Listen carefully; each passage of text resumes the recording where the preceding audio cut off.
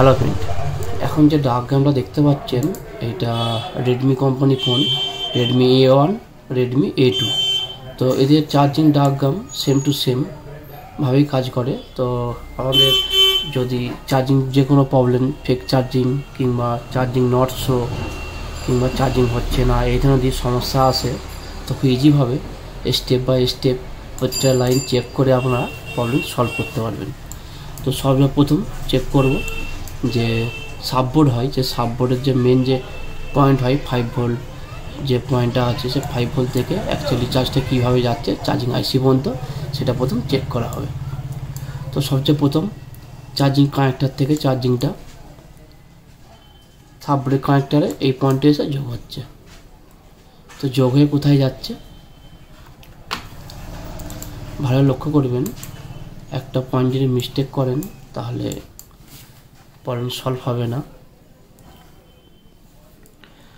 তো সর্বপ্রথম লাইনটা এই পয়েন্টে এসে যোগ হয়েছে, অর্থাৎ 5 ভোল্ট লাইনটা এই পয়েন্টে যোগ হয়ে কোথায় যাচ্ছে।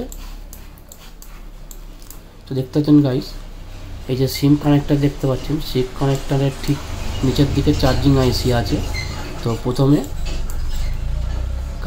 ক্যাপাসিটারে এই পয়েন্টে যোগ হচ্ছে, যোগ হয়ে ক্যাপাসিটারে এই পয়েন্টে হয়ে এখানে একটা আইসি দেখতে পাচ্ছেন, এটা ওভার ভোল্টেজ প্রোটেকশন আইসি।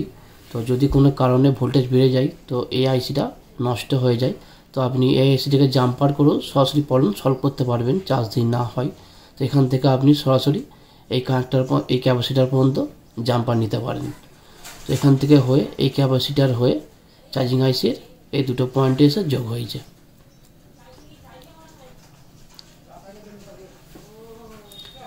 এরপরে চেক করব যে ফেক চার্জ হলে, অর্থাৎ চার্জিং স্লো হয়, সেটা সম্ভবত ইউএসবি, ডিপি এবং ডিএম লাইন যদি কোনোভাবে মিসিং হয়, সেই ক্ষেত্রে ফেক চার্জিং কিংবা চার্জিং স্লো প্রবলেম দেখা দেয়। তো এই দুটো লাইন খুব ইম্পর্টেন্ট লাইন। তো এই দুটো লাইন সাববোর্ড যে হয়, সাববোর্ডের কানেক্টারে এই দুটো পয়েন্টে এসে যোগ হয়েছে, অর্থাৎ একটা ডিপি লাইন আর একটা ডিএম লাইন। তারপরে মেন বোর্ডটা চেক করব, মেন বোর্ডের কোন কানেক্টার যোগ হয়েছে। ভাই দেখতে পাচ্ছেন যে মেন বোর্ডের যে কানেক্টার আছে, সে কানেক্টারে এই দুটো পয়েন্টে যোগ হয়েছে। অর্থাৎ প্রথম হলদে লাইনটা চেক করব, অর্থাৎ ডিএম লাইনটা এখান থেকে কোথায় যাচ্ছে। প্রথমে জিআর চেক করবেন, মাল্টিমিটার জিআর আছে কি না। জিআর যদি না থাকে তো এই পয়েন্ট থেকে লাইনটা কোথায় যাচ্ছে চেক করব। এইভাবে আপনাদের স্টেপ বাই স্টেপ প্রত্যেকটা লাইন আপনাদের চেক করতে হবে, তবেই আপনারা চার্জিং প্রবলেম সলভ করতে পারবেন, যে কোনো চার্জিং সমস্যা। তো প্রথমে হলদে লাইনটা, এই যে সিপিইউ দেখতে পাচ্ছেন, সিপিইউর ঠিক তলার দিকে ডাউটের পর এই যে রেজিস্ট্যান্স দুটো দেখতে পাচ্ছেন, এই রেজিস্ট্যান্স দুটো 0 ওহমের রেজিস্ট্যান্স। তো এই রেজিস্ট্যান্স যদি খারাপ হয়ে যায় সেক্ষেত্রেও স্লো চার্জিং এর সমস্যা দেখা দেয়। তো এই ডাউট হয়ে এই রেজিস্ট্যান্স হয়ে এই কয়েল হয়ে কোথায় যাচ্ছে, সরাসরি সিপিইউর মধ্যে যোগ হচ্ছে দুটো লাইনই, অর্থাৎ ডিপি এবং ডিএম লাইন দুটো লাইন সিপিইউর মধ্যে যোগ হচ্ছে।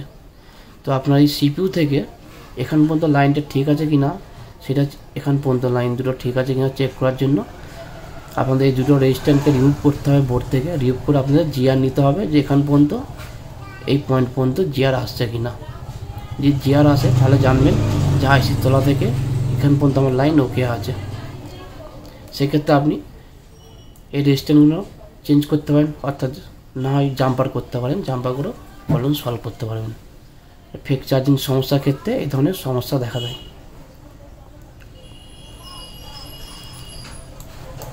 আর চার্জ নট শো, চার্জিং যদি শো না করে সেই ক্ষেত্রে কীভাবে তা প্রবলেম সলভ করবেন।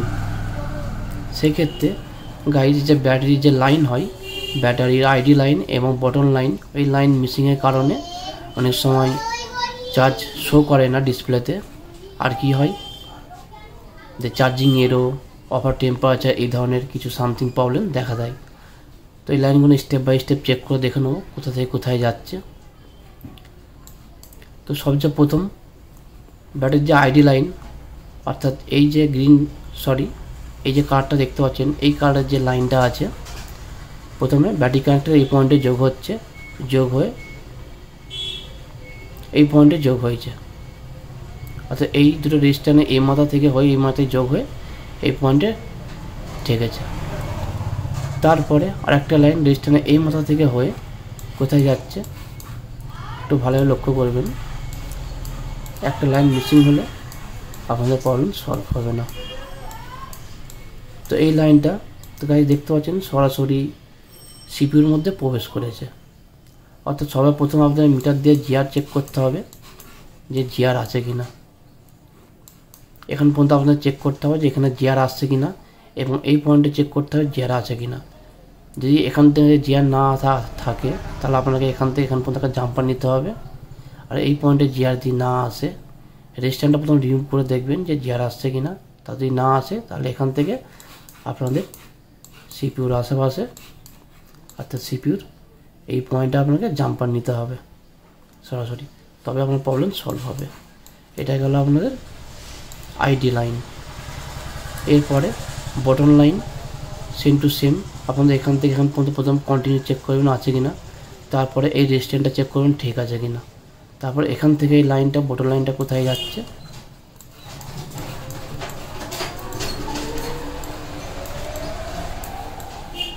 দেখুন গাইস, এই লাইনটা সম্পূর্ণভাবে পাওয়ার আইসির মধ্যে পাওয়ার আইসি এই পয়েন্টে এসে যোগ হয়েছে। আর ডিপি লাইন এবং ডিএম লাইনটা দেখুন, প্রথমে যেটা বলা হয়েছিল ব্যাটারি এই কানেক্টর থেকে, অর্থাৎ ব্যাটারি কানেক্টারের তোমার এলসিডি কানেক্টারে এই দুটো পয়েন্ট থেকে এসে প্রথমে কোথায় যোগ হয়েছিল, এই কয়েল হয়ে সিপিইউর মধ্যে যোগ হচ্ছে। তারপর সিপিইউ থেকে সরাসরি আবার পাওয়ার আইসির মধ্যে যোগ হয়েছে। অর্থাৎ ডিপি লাইন এবং ডিএম লাইন যদি মিসিং হয় তাহলে আপনাদের ফেক চার্জিং সমস্যা আসে, অর্থাৎ চার্জ হতে অনেক দেরি হয় ফুল চার্জ হতে। সেক্ষেত্রে আপনাদের লাইন আগে চেক করবেন, লাইনগুলো সব ঠিক আছে কিনা, জিআর নেবেন ঠিক আছে কিনা, চেক করার পর সব মধ্যে ঠিক থাকে সেক্ষেত্রে আপনাদের পাওয়ার আইসি রিভলভ করতে হবে, না চেঞ্জ করতে হবে, নাহলে সিপিইউ রিভলভ করতে হবে। এইভাবে আপনাদের প্রত্যেকটা line step by step check করে চার্জিং প্রবলেম সলভ করতে পারবেন। রেডমি A1 এবং A2 ভিডিও দেখার জন্য আপনাদের অসংখ্য ধন্যবাদ।